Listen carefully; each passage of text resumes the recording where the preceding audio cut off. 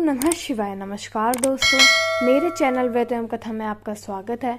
तो आज मैं आपके लिए बृहस्पतिवार व्रत कथा लेकर आई हूँ। कथा सुनने के बाद मेरे चैनल को लाइक, शेयर, कमेंट और सब्सक्राइब करना ना भूलें। सब्सक्राइब करने के बाद बेल आइकन को प्रेस करें ताकि मेरी वीडियो की नोटिफिकेशंस आपके पास सबसे पहले पहुँच सके। तो आइए, व्रत कथा कुछ इस प्रकार है। पहले हम महत्व देखते हैं। गुरुवार व्रत करने से बृहस्पति देवता प्रसन्न होते हैं। यह व्रत अत्यंत फलदायी है। अग्निपुराण के अनुसार अनुराधा नक्षत्र युक्त गुरुवार से आरंभ करके 7 गुरुवार व्रत करने से बृहस्पति ग्रह की हर पीड़ा से मुक्ति मिलती है। तो आइए, कथा कुछ इस प्रकार है।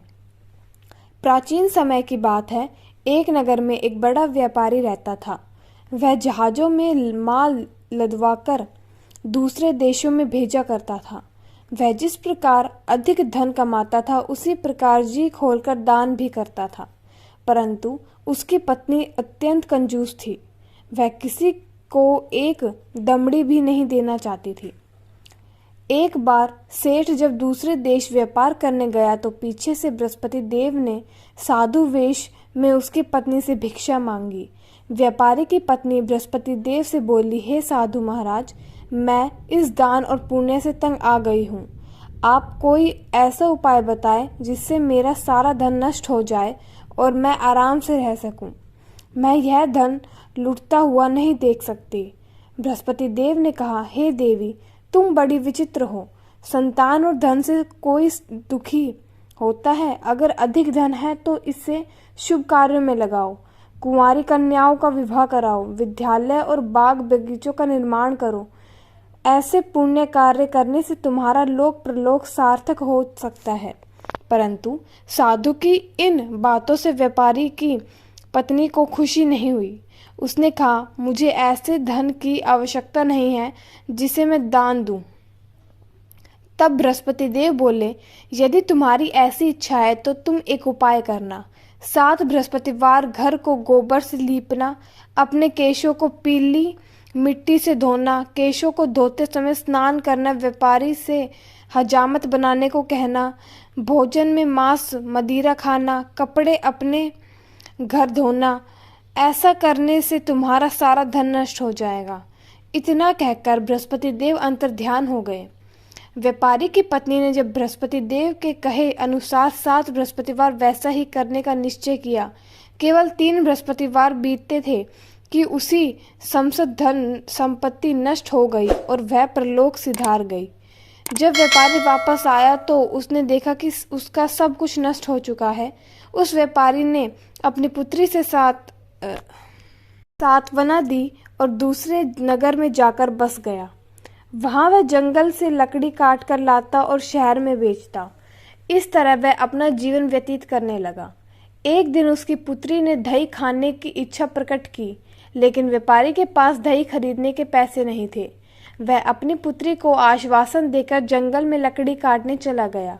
वहां एक वृक्ष के नीचे बैठ अपनी पूर्व दशा का विचार करने रोने लगा। उस दिन बृहस्पतिवार था। तभी वहां बृहस्पति देव साधु के रूप में सेठ के पास आए और बोले, हे मनुष्य, तू इस जंगल में किस चिंता में बैठा है?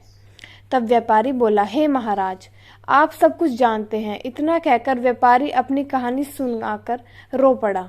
बृहस्पति देव बोले, देखो बेटा, तुम्हारी पत्नी ने बृहस्पति देव का अपमान किया था, इसी कारण तुम्हारा यह हाल हुआ है।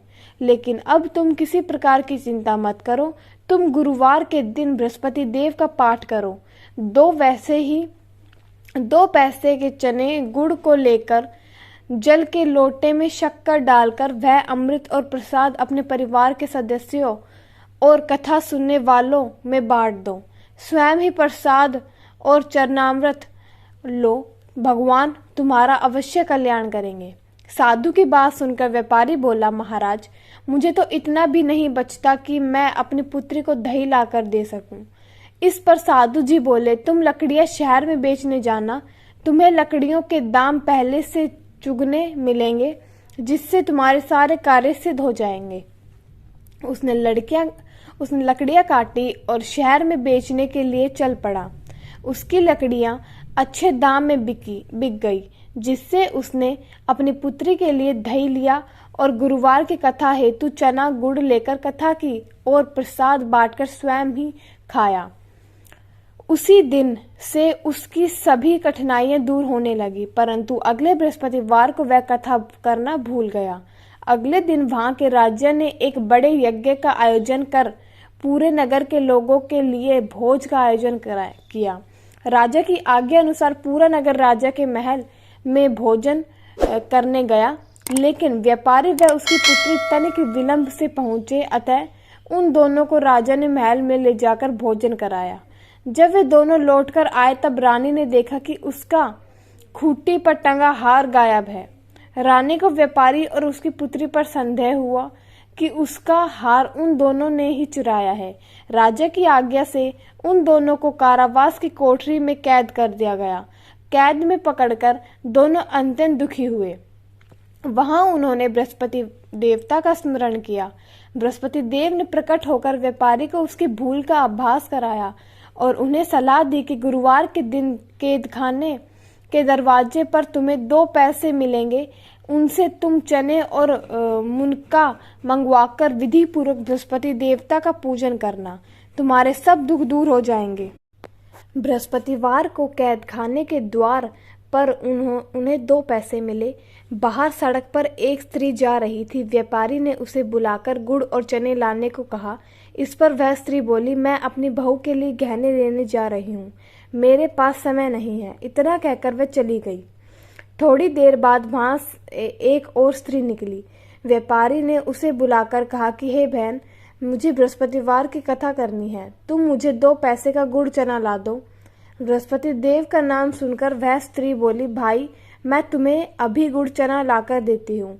मेरा इकलौता पुत्र मर गया है, मैं उसके लिए कफन लेने जा रही थी, लेकिन मैं पहले तुम्हारा काम करूँगी, उसके बाद अपने पुत्र के लिए कफन लाऊंगी।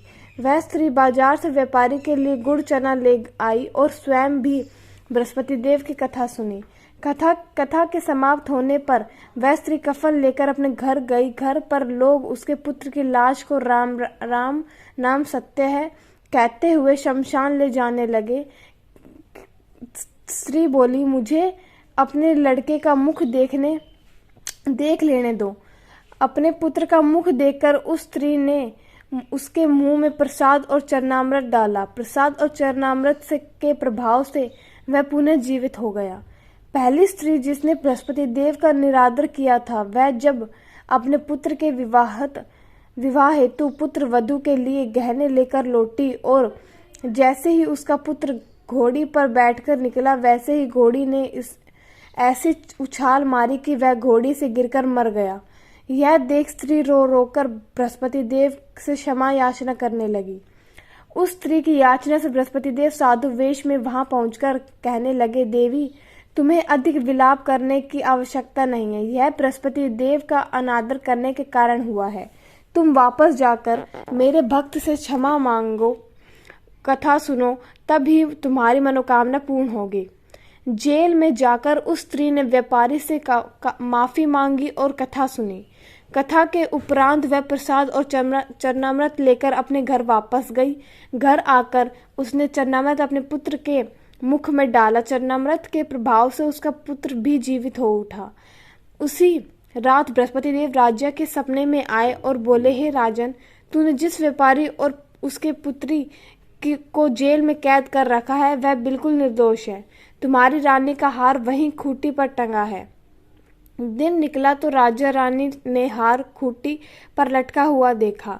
राजा ने उस व्यापारी और उसकी पुत्री को रिहा कर दिया और उन्हें आधा राज्य देकर उसकी पुत्री का विवाह उच्च कुल में